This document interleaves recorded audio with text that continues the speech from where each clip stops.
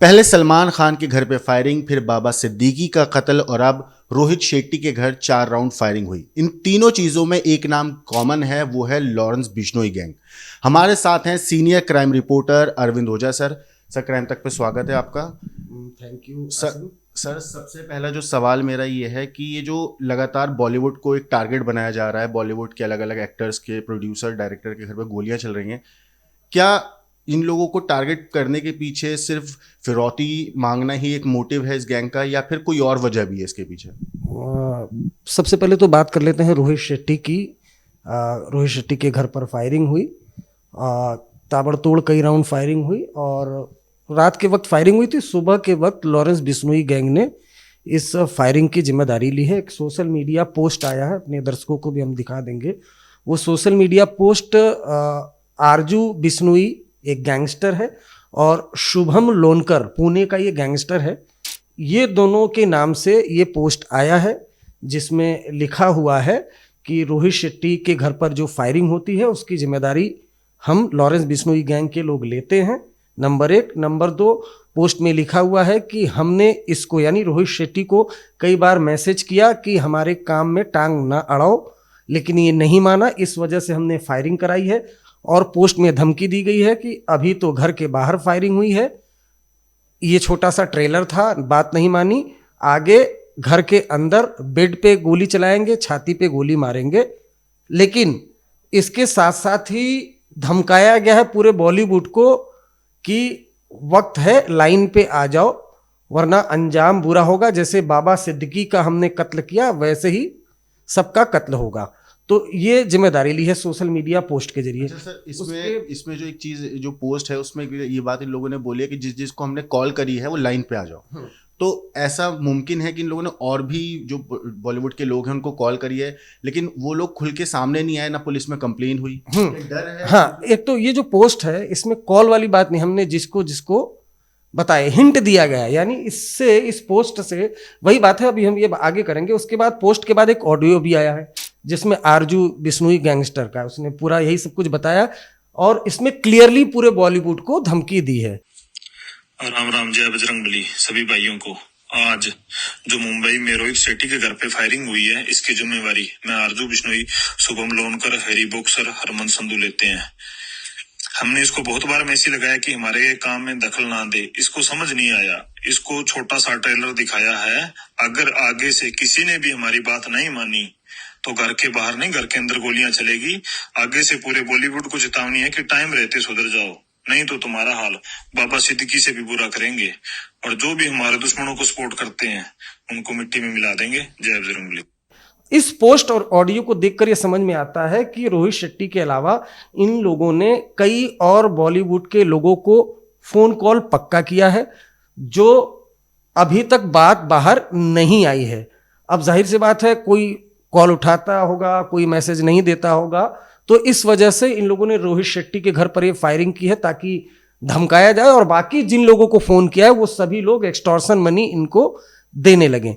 तो ये जो समझ में आ रहा है पैटर्न, ये यही समझ में आ रहा है कि अब बॉलीवुड में जैसे पहले अंडरवर्ल्ड दाऊद इब्राहिम गैंग, छोटा शकील, ये लोग एक्सटॉर्शन रैकेट चलाते थे, या अबू सलेम, अब लॉरेंस बिश्नोई गैंग बॉलीवुड के अंदर मुंबई में एक्सटॉर्शन रैकेट चलाना चाहता है। कम से कम इस इंसिडेंट से यही समझ में आता है। आसिम सर, जिस तरीके से ऑडियो में कहा गया है कि ये ट्रेलर था और बेडरूम के अंदर घुस के गोली मारेंगे, उस तरीके से तो लग रहा है कि ना पुलिस का खौफ ही नहीं है, क्योंकि मुंबई पुलिस को कहा जाता है कि देश की हमारे सबसे एक ताकतवर पुलिस है और अपराधियों को पकड़ने में बहुत सक्षम है। लेकिन जब इस तरीके की वारदातें होती हैं तो अपने आप में आम लोगों में तो डर फैलता ही फैलता है, क्योंकि जब सेलिब्रिटी इतनी सारी टारगेट हो रहा है इजीली, तो आम लोगों को फिर तो डरने की बात बनती है। हाँ, बनती है। लेकिन हाँ, आपको ये बता दूं, अभी अभी जो हमारे पास जानकारी आ रही है कि पुणे से कुछ 5 संदिग्धों को डिटेन किया गया और मुंबई पुलिस के हवाले किया गया। ये समझने वाली बात होगी। दरअसल जो मुंबई पुलिस या दिल्ली पुलिस, बाकी जो पुलिस है, वो जो मेन शूटर होते हैं उनको, चाहे सलमान खान की बात कर लीजिए, बाबा सिद्दीकी की, हाल 1 2 दिन 4 दिन 10 दिन में पकड़ लेते हैं। सभी बाबा सिद्दीकी में भी अरेस्ट हुए। मुश्किल यहाँ पर ये है कि जो 2 क्लेम किया है, 3 लोग के नाम है। हैरी बॉक्सर विदेश में है, आरजू बिश्नोई विदेश में बैठा हुआ है, शुभम लोनकर जिसका नाम है वो बाबा सिद्दीकी हत्याकांड में मास्टरमाइंड है, और वो फरार चल रहा है, पुणे का रहने वाला। ये सभी विदेश में बैठे हुए हैं और ये विदेश में बैठकर सोशल मीडिया और बाकी अलग माध्यमों से जो नए लड़के हैं, यंग लड़के, उनका ब्रेन वॉश करके उनको रिक्रूट करते हैं और उनसे गोली चलवाते हैं। अब जो अभी जो इस मामले में 5 डिटेन हुए हैं, मेरी जो जानकारी है वो फर्स्ट टाइमर है, तो उनको ब्रेन वॉश किया और पैसों का लालच दिया और गोली चलाने को। अच्छा, गोली यहाँ किसी को मारी भी नहीं, हवा में फायरिंग करनी है, उसके बाद फरार हो जाना है। तो ये एक मोडस ऑपरेंडी है, वो सोशल मीडिया के जरिए लोगों को रिक्रूट करते हैं, फायरिंग करवा देते हैं, और जो मास्टरमाइंड है वो तो विदेश में बैठा हुआ। विदेश से पकड़ करके लाना काफ़ी मुश्किल काम है, लेकिन हाल फिलहाल में ऐसी भी कोशिशें हुई हैं। अनमोल बिश्नोई विदेश से आया है, और भी कई गैंगस्टर हैं हरियाणा के, पंजाब के, जिनको एजेंसीज बाहर से इंडिया ला रही हैं। लेकिन मुश्किल यहाँ पर यही है मुंबई पुलिस या बाकी एजेंसी के लिए कि जो असल मास्टरमाइंड है, चाहे रोहित गोदारा हो, हरी बॉक्सर हो, गोल्डी बरार हो, ये सभी लोग विदेश में बैठे हैं और वहाँ से ये मुंबई, दिल्ली, पंजाब, हरियाणा में अपना सिंडिकेट चला रहे हैं। सर, इनकी जो लॉरेंस बिश्नोई गैंग है, क्या इनकी स्ट्रेटेजी कुछ बदल गई है? क्योंकि ये लोग जो टारगेट अब कर रहे हैं हाई प्रोफाइल नामों को कर रहे हैं, तो ये क्या मीडिया की लाइमलाइट में आने के लिए, सोशल मीडिया पे चर्चा का एक मुद्दा बने, इसलिए ये लोग सिर्फ बड़े लोगों को टारगेट कर रहे हैं? एक तीर से कई निशाने कर रहे हैं, एक तीर से कई निशाने। अब जाहिर सी बात है, रोहित शेट्टी के घर पर फायरिंग हुई है तो बॉलीवुड के बड़े डायरेक्टर हैं, तो वैसे ही नाम हुआ। प्लस दूसरा, बड़े नामों को, यानी बड़े नाम तो भाई पैसा भी बड़ा ही होगा, तो उनको टारगेट करके उनसे पैसे एक्सटॉर्ट करने की इनकी कोशिश है। अब बाबा सिद्दीकी की हत्या के बाद लॉरेंस बिश्नोई का दहशत मुंबई में जाहिर सी बात है फैला हुआ है। सलमान खान के घर पर फायरिंग कराई, उसके बाद फिर अब रोहित शेट्टी के घर पर फायरिंग हुई है, तो एक ये डर का माहौल पैदा करना चाह रहे हैं। और डर के बाद फिर जो नामचीन लोग होते हैं, सभी को अपनी जान का डर होता है, उसके बाद लोग पैसा देने लगते हैं। 90 के दशक में भी ऐसे ही दौर चला था, जब एक के बाद एक जो बॉलीवुड के एक्टर, डायरेक्टर, प्रोड्यूसर, उनको अंडरवर्ल्ड के लोग धमकी देते थे, कईयों से पैसे वसूल करते थे, कईयों से बोलते थे कि हमारी फिल्म में काम कर लो, तो इस तरह के भी मामले सामने आते थे। तो ये जो है लॉरेंस बिश्नोई गैंग हाल फिलहाल में बॉलीवुड को डराना चाहता है, और ये पहला मौका नहीं है। हरी बॉक्सर का ऑडियो पहले भी आया था, जब कपिल शर्मा के कैप्स कैफे पर फायरिंग हुई थी, उसके बाद ऑडियो आया था। उसमें भी कपिल शर्मा के साथ साथ पूरे बॉलीवुड को धमकाने, डराने की कोशिश की गई थी कि जो सलमान खान के साथ काम करेगा उनको हम डराएंगे, धमकाएंगे। तो कुल मिलाकर ये एक्सटॉर्शन रैकेट चलाने की कोशिश है, और कुछ नहीं है। सर, पोस्ट में एक बात का जिक्र है कि हमारे काम में दखल का जो एक जिक्र किया गया है, तो ऐसा कौन सा इन लोगों का काम है जिसमें ये दखल दे रहे हैं? क्या ये सीधा सीधा सलमान खान को, जो एक दुश्मनी एक है बिश्नोई गैंग की, लॉरेंस बिश्नोई की जो गैंग है उसकी लगातार सलमान खान से, पता है हम लोगों को काफ़ी टाइम से, लंबे वक्त से वो चलती भी आ रही है, तो क्या सलमान खान को ही रोकने की वजह से ये किया जा रहे हैं अटैक सारे बाकी सारे डायरेक्टर्स को, कि हमारे काम में जो दखल ना देने वाली जो बात है? हाँ, हो सकता है, क्योंकि जो पहले जैसा मैंने बता रहा था, हरी बॉक्सर का ये जो ऑडियो आया था, उसमें कहा गया था कि जो सलमान खान के साथ काम करेगा, छोटा मोटा डायरेक्टर हो, प्रोड्यूसर हो, एक्टर हो, वो किसी को नहीं छोड़ेंगे। और फुटप्रिंट देख लीजिए, कपिल शर्मा के कैप्स कैफे पर फायरिंग करवाई, उसमें भी सलमान का नाम जुड़ा, हालांकि एक्सटॉर्शन भी मांगा गया था। और उसके अलावा भी जो मुंबई में बाबा सिद्दीकी सलमान खान के बेहद करीबी थे। अब क्या ऐसा काम अड़ा रहे थे? क्या किसी से इन लोगों ने एक्सटॉर्शन मांगा था? रोहित शेट्टी मना कर रहे थे कि मत दो, या फिर सलमान खान वो वजह है? ये वजहों का क्लियर खुलासा नहीं किया गया, लेकिन एक बात क्लियर है कि लॉरेंस बिश्नोई गैंग सलमान खान से मतलब नफरत है और दुश्मनी है, ये बात एकदम क्लियर हो चुकी है। पहले भी एग्जाम्पल आ चुका है। सर, जो लोग पुणे से डिटेन हुए हैं, तो क्या ये प्रॉपर एक शूटर्स हैं या फिर इनका ये सिर्फ एक लॉरेंस बिश्नोई गैंग के मॉड्यूल का एक हिस्सा है? मॉड्यूल का हिस्सा है। देखिए, ये जो गैंग है ना, ये सोशल मीडिया, एक तो जो यंग लड़के होते हैं सोशल मीडिया पर एक्टिव रहते हैं, मोस्टली सभी लोग, इंस्टाग्राम और रील बनाना, कई लोग उसी में से ऐसे ही भटक जाते हैं कि पिस्टल गैंग ज्वाइन करना, इस तरह की भी चीज़ें आती हैं। लॉरेंस बिश्नोई को लेकर थोड़ा अलग ही क्रेज है, जो लड़के भटक जाते हैं। तो ये जो गैंग है, ये सोशल मीडिया पे अलग अलग नाम से ये सारे एक्टिव रहते हैं, और उसके बाद ये लड़कों को रिक्रूट करते हैं। उत्तर प्रदेश से कई लड़कों को रिक्रूट किया, बिहार से किया, पुणे से किया। अब जो शुभम लोनकर है वो पुणे का ही रहने वाला है, लड़के भी पुणे से ही डिटेन हुए हैं। तो ये माना जा रहा है कि शुभम लोनकर के नेटवर्क का हिस्सा है ये लड़के, और उसके बाद फिर ये रिक्रूट करके पैसे देते हैं, बहुत कम पैसे देते हैं, 50,000 1 लाख, और फायरिंग करा लेते हैं। जो बाबा सिद्दीकी का मर्डर हुआ था उसमें भी ऐसे ही हुआ था, सोशल मीडिया से रिक्रूट किया गया था। मोस्टली उसमें फर्स्ट टाइमर थे या कुछ उत्तर प्रदेश में 1-2 क्राइम किया था और उसके बाद फिर उनसे ये इंसिडेंट कराते हैं, बाद में वो पकड़े जाते हैं या मारे जाते हैं। मास्टरमाइंड विदेश में होता है, फिर वो किसी दूसरे लड़के को रिक्रूट करता है, फिर उनसे गोलियां चलवाता है। तो जो यंग लड़के हैं, उनके माँ बाप हैं जो सोशल मीडिया में एक्टिव हैं, उनको ध्यान देना चाहिए, क्योंकि ये जो मास्टरमाइंड हैं चाहे विदेश में बैठे, ये तो आज ये लड़का है कल वो लड़का, इसी तरह इस्तेमाल करके वो अपना गैंग चलाते हैं। अच्छा सर, जो ये 1 लाख रुपए 50,000 रुपए दे के पूरा का अटैक प्लान करते हैं, हत्या करवाते हैं, गोलियां चलवाते हैं, तो ये फर्स्ट टाइमर्स को लेने की इनका मेन मकसद यही होता है कि इनका अपराध की कोई लिस्ट नहीं होती है ताकि इजीली पकड़े भी ना जाए? हाँ बिल्कुल, आपने सही कहा, इनका कोई क्राइम रिकॉर्ड नहीं होता है, फर्स्ट टाइमर होते हैं। और अगर कोई ऐसा इंसिडेंट होता है तो जाहिर सी बात है पुलिस इसी तरह से शुरू करती है, या फिर सीसीटीवी खंगालेगी, या फिर जो इलाके के हिस्ट्री सीटर हैं, जो बैड कैरेक्टर हैं, उनकी डिटेल खंगालती है और इस तरह से पुलिस आगे इन्वेस्टिगेशन आगे बढ़ाती है। फर्स्ट टाइमर के साथ ये है कि उनका कोई डेटा नहीं होता तो उनको पकड़ने में मुश्किल होती है। इस मामले में तेजी इसलिए हुई क्योंकि जैसे ही रोहित शेट्टी के घर पर फायरिंग हुई, उसके बाद जब सीसीटीवी फुटेज खंगाला और बाइक, जो हमें जानकारी मिली, बाइक कहीं विले पार्ले में मुंबई में वो बाइक मिली है, और बाइक की नंबर से और जो सीसीटीवी कैमरा है उसके जरिए और ह्यूमन इंटेलिजेंस से पुलिस पुणे तक पहुंची है। लेकिन हाँ, आपने बिल्कुल सही कहा, फर्स्ट टाइमर को ये लोग इसलिए रिक्रूट करते हैं या इसलिए इंसिडेंट करवाते हैं इनसे ताकि इनका कोई क्राइम रिकॉर्ड ना हो और जल्दी पकड़े नहीं जाए। और पकड़े भी गए तो इनका क्या जाता है, अगर वो पकड़ के मारे भी जाए तो इनको कुछ नहीं जाता, आज ये है कल कोई और होगा। जैसे आप बरेली में जो दिशा पाटनी के घर पर फायरिंग हुई थी, उस मामले में जो लड़के थे उनका इनकाउंटर हो गया, फिर अब ये गैंग दूसरे लड़कों को इस्तेमाल करते हैं। ये तो यूज एंड थ्रो वाली स्थिति है ये। अच्छा सर, इस गैंग के जो मास्टरमाइंड हैं लॉरेंस बिश्नोई, सबसे बड़ा जो नाम है, वो जेल में है। उसके जो बाकी जानने वाले हैं, जो इस गैंग के बाकी सदस्य हैं, वो विदेश में बैठे हुए हैं। अब ऐसे में ये लोग खुद तो विदेश में हैं, लेकिन इन्होंने पूरे देश के अंदर एक नेटवर्क बना रखा है। तो पुलिस उस नेटवर्क को तोड़ने के लिए क्या कर रही है? आपकी जो अगर बात होती हो सीनियर ऑफिसर से, आपको इस बारे में क्या जानकारी? देखिए, इस पूरे गैंग को तोड़ने के लिए राष्ट्रीय जांच एजेंसी NIA ने भी बड़े स्तर पर छापेमारी की।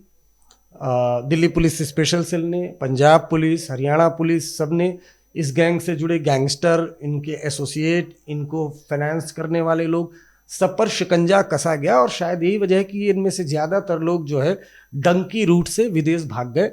मोस्टली अमेरिका में हैं, कोई पुर्तगाल में है, ब्राज़ील में है, पहले कनाडा में शरण स्थली होती थी। शुरुआत में तो दुबई में होती थी जब दाऊद और छोटा राजन का ज़माना था, लेकिन अब कनाडा, आर्मेनिया, ब्राज़ील, अमेरिका में ज़्यादातर जो गैंगस्टर हैं वो डंकी रूट से भागकर वो अमेरिका में जाकर रहते हैं और वहाँ की जो कानून है उसका फ़ायदा उठाकर वहाँ पर वो रहते हैं।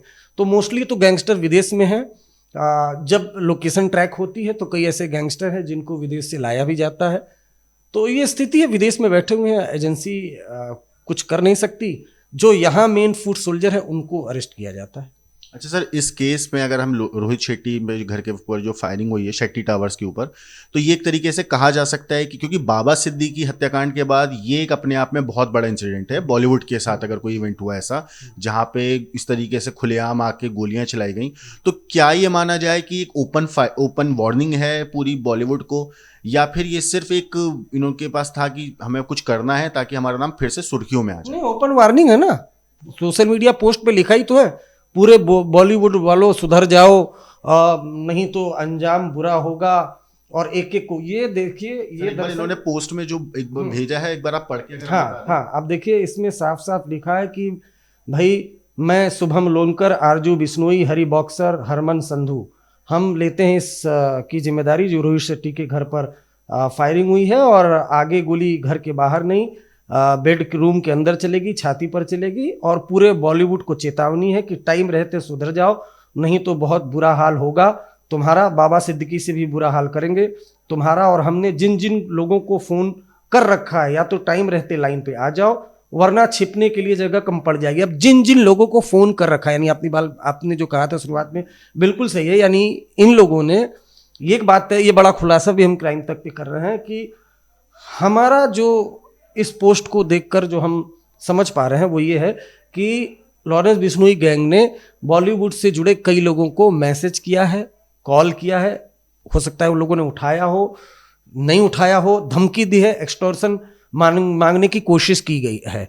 अब उन सभी लोगों को मैसेज देने के लिए एक ट्रेलर रोहित शेट्टी के घर पर फायरिंग कराया गया। रोहित शेट्टी बड़ा नाम है, उनके घर पर फायरिंग कराई है, उससे बाकी जिन लोगों को फोन गया होगा उनमें दहशत फैलाने के लिए, ताकि उनमें दहशत फैल जाए और जो इनकी डिमांड है वो पूरी कर ली जाए। तो ये चीजें हमें समझ में आ रही हैं। अच्छा सर, एक आखिरी चीज कि लॉरेंस बिश्नोई गैंग की सबसे बड़ी ताकत क्या है? सोशल मीडिया है, हथियार है, पैसा है, या फिर ये एक इन तीनों चीजों को मिला के कॉकटेल बना रहे हैं डर के माहौल को एक दिखाने के लिए कि लोग इनसे डरें, और जो एक्सटॉर्शन का पैसा है वो भी? लॉरेंस बिश्नोई गैंग की ताकत ये है कि लॉरेंस बिश्नोई गैंग ने आज से 5 साल पहले ही सेटअप कर लिया था, वो जेल में रहते हुए, और उसने दिमाग लगाया, उसने अपने सभी लड़कों को, मोस्टली लड़कों को विदेश में सेटल कराया। शुरुआत से ही सेटल कराता था। हरियाणा का भी गैंगस्टर था जिसको विदेश से भगवाया था, और पुलिस, हरियाणा पुलिस की सुरक्षा से भगवाया था, जिसमें काला जेठेड़ी था और एक काला राणा था, उनको, और फिर विदेशों में सेटल कराया, और फिर वहाँ से ये सिंडिकेट चलाने का काम होता था। कई पकड़े भी गए, काला राणा वगैरह सब सारे आए, बाद में काला जेठेड़ी तो इंडिया में था, पकड़ा गया, लेकिन बहुत से ऐसे जो इसके लड़के हैं वो विदेशों में बैठे हुए हैं, कई एक्टिव रहते हैं लाइमलाइट में, जैसे हाल फिलहाल में आरजू बिश्नोई, हरी बॉक्सर और बाकी नाम। जब ये अगर इन पर शिकंजा कसेगा तो बाकी जो लड़के, दूसरा बैच है, वो विदेश में ऑलरेडी बैठा हुआ है, फिर वो फ्रंट पर आएगा। तो विदेशों से काम होता है, सोशल मीडिया से एक्टिव रहते हैं, पैसा बेशुमार आता है, पैसा सब में बंटता है, और प्लस लॉरेंस बिश्नोई का ने अपना नाम सलमान खान, सिद्धू मूसावाला से क्राइम की दुनिया में बड़ा कर लिया है, बाबा सिद्दीकी के बाद और बड़ा हो गया है। तो इस तरह से ये पूरा सिंडिकेट चल रहा था। वो लॉरेंस बिश्नोई के बाद अनमोल बिश्नोई गैंग चला रहा था। अब अनमोल बिश्नोई अंदर है तो बाकी लड़के हरी बॉक्सर, आरजू बिश्नोई और वगैरह वगैरह चला रहे हैं गैंग। तो ये पूरा ऑर्गेनाइज सिंडिकेट है, विदेशों में बैठे हुए, अलग अलग विदेशों में, कोई अमेरिका बैठा है, कोई कनाडा बैठा है, कोई ब्राज़ील बैठा है, तो सभी जगह पर लॉरेंस बिश्नोई गैंग के लोग बैठे हुए। अच्छा, ये भी बताता चलूँ अभी कि सिर्फ रोहित शेट्टी के घर नहीं, एक सोशल मीडिया पर सुबह क्लेम भी आया है कि जो पाकिस्तान का गैंगस्टर है शहजाद भट्टी, जो पाकिस्तानी आतंकी भी है, ISI का हेंचमैन है, उस पर भी अटैक किया है लॉरेंस बिश्नोई गैंग ने पुर्तगाल में। ये भी क्लेम किया है, ये बड़ी खबर होगी। अभी क्लेम किया गया है कि पुर्तगाल पे उसको अटैक किया है, और जो हमें जानकारी मिली है कि शहजाद भट्टी को पर ब्राज़ील में भी अटैक हुआ था जून 2025 में, लेकिन वो भाग गया था। अब ये दोबारा अटैक हुआ है, भयानक अटैक है, और ये बड़ा अटैक इसलिए है क्योंकि शहजाद भट्टी एक तो पाकिस्तानी खुफिया एजेंसी ISI के लिए काम कर रहा था, ड्रोन से पाकिस्तान से पंजाब में हथियार वगैरह भिजवा रहा था। लॉरेंस बिश्नोई और अनमोल बिश्नोई को मार